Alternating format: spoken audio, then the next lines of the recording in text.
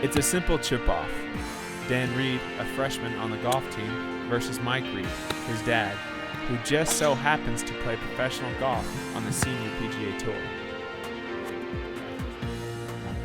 They each had about 3 chips to try to make it in the net. Dan went down 0-3, while Mike came through in the last chip, and he let us know why he won. That's my job. That's my job. What can I say? They play as much as they can, with Mike's senior PGA tournaments and Dan on the golf team. When they do play, it's really father versus son, rather than Dan playing against a professional golfer.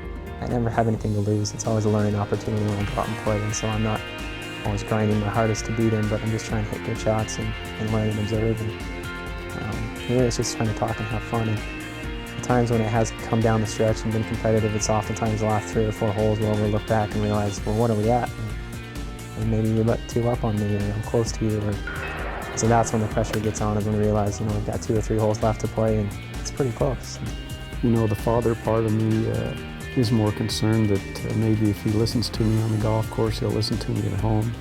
I've had that idea with all of my children. Although they love to play for fun, there is always something on the line when these two get together. Before he went on his mission, we've had a standing deal. If I beat him, it's $1, but if he beats me, it's 100. And standing bet since I was 15. We've had some colossal battles, but he finally got me, and it was pretty convincing. We came down to the last few holes, and we without saying anything, we both knew how close it was. And he birdied 2 out of the last 3 and just closed me right out. Mike Reid was a 4-time All-American at BYU from 1973 to 1976. He became pro in '76 and led the tour in driving accuracy in 1980, which was also the first year they started keeping statistics. 1987 was his first tour victory at the Seiko Tucson Open. In 2004, he began play in the Champions Tour and won the Senior PGA Championship in 2005. It was quite a comeback in the final 9 holes, but Radar, as they call him, pulled it out. And Mike Reid has a chance. Man, that was awesome. Does that spell Mike Reid? That's Turtle his City. Game or what? Mike is one of the most consistent players on the course today, but credits it to his time at BYU. I always still look back on it as the most fun time I ever had playing golf, but it was also, in an odd respect, the most pressure, because you knew that if you, it was a long station wagon trip back from California if you didn't do well. And when it would come down to the last few holes, and you knew that 5 other guys, whether we were going to be happy or upset, depending on how well you played those last few holes, you're carrying a weight. And the coach kept telling us, you're not the Lone Ranger. You're not in this for yourself. You're representing the school. You're playing for a team. And representing the school and playing as a team is what has made Mike who he is today. Daniel is starting to see that same unity on the team he plays for. Before the mission, the team was very close, and Coach brought me in and told me that was what he felt was the major difference. He described the players that he had on the team at that time and said, I don't feel that these are the most talented players that I've had in my career as a coach, but we're the best ranked team that I've ever had because of our unity.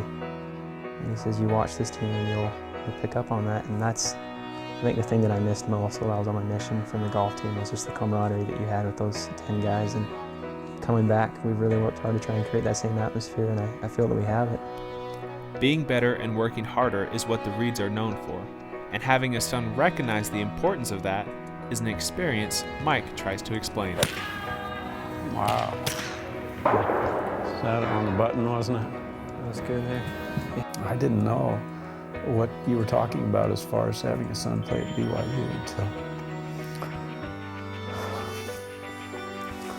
I don't know if you'll remember this, but I can't remember where I was, somewhere on a golf tour. And it's September. And I get a call on the phone, and Danny says, hey, Dad, guess where I am? And I said, well, let's see, it's about an hour before kickoff. I hope you're at Lavelle Edwards Stadium. And he was. And he said, I'm sitting in our old seats, the ones we used to sit in all the time. And he said to me,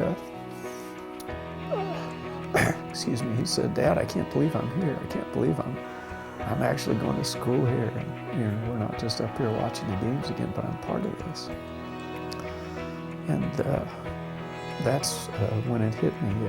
One, how grateful I was to have a son go there to BYU, but also to be able to see what it meant to him, the kind of upbringing, all the baseball games we went to, and all the other stuff, and to hear that kind of gratitude in his voice, saying, "This is a pretty neat deal." I thought, at the time, I thought that was pretty special.